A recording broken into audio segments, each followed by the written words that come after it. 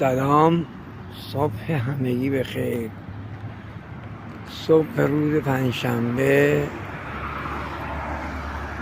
بعد از کلی که هوا آلوده بود و کثیف بود و گرد و خاکون، امروز یه هوای پاک و تمیز داریم و تقدیم میکنیم به شما عزیزان.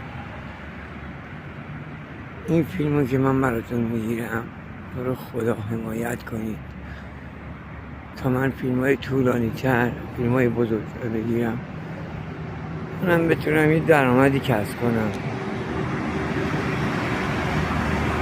حمایت شما مهمه، تو رو خدا سابسکرایب کنید، لایک کنید، حمایت کنید، ممنون میشم.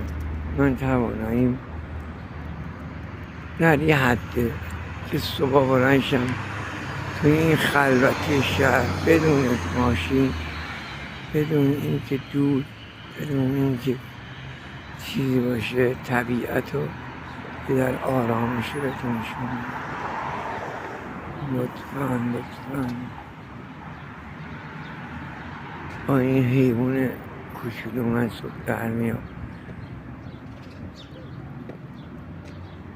صدای پرنده ها،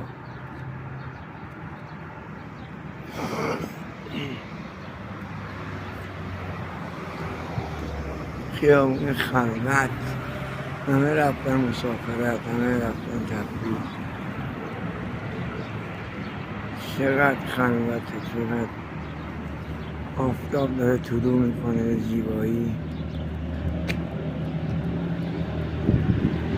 ایوون ما هوا مقداری خنکه، خدا لطف کرده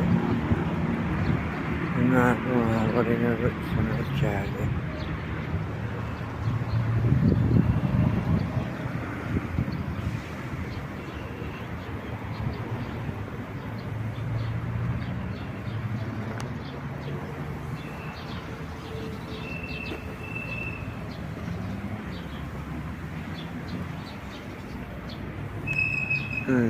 کشور شهرداری که دارن اخلاق آب میان تو روی خورشیدایی نما نیوا داره طلوع میکنه.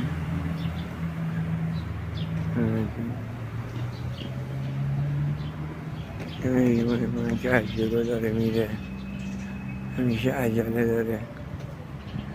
این منو مجبور میکنه صبح بیام بیرون و فیلم برای شما بگیرم.